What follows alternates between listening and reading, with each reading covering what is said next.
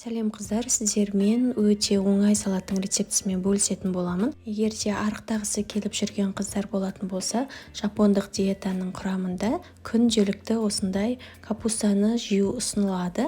Сондықтан да міндетті түрде, егер сіз арықтағыңыз келіп жүрсе, сіздің күнделікті жейтін тамағыңызда осындай капустадан жасалған салаттың түрі міндетті түрде болуы керек.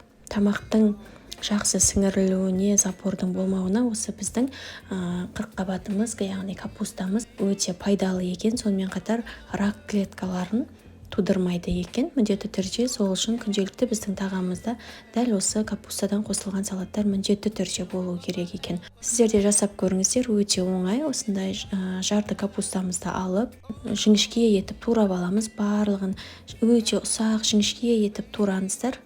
Майда етіп, одан кейін 2 штук қиярымызды турап аламыз. Бізде осындай свежий қияр болу керек. Өте оңай, барлығымыз білеміз, бірақ дәл осы салаттың пайдасын көбінесе біле бермейді екенбіз. Бізде осындай балғын қиярымызды алып аламыз, яғни свежий огурцымызды алып аламыз. Және сіздерге тағы бір лайфхак айтайын, қыздар, егер сіздер осындай аскөктеріңізді ұзақ мерзімде сақтағыларыңыз келсе, осындай құрғақ банкаға ішіне салып қоясыздар және бетін жауып қоясыз.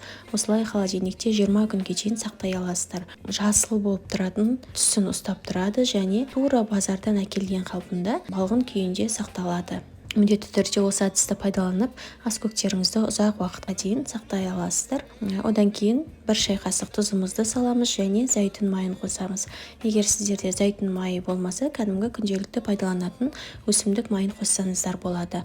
Капустамыздың соғы шыққанша және жұмсарғанша жақсылап араластыратын боламыз. Міндетті түрде осылай қолымызбен араластырамыз.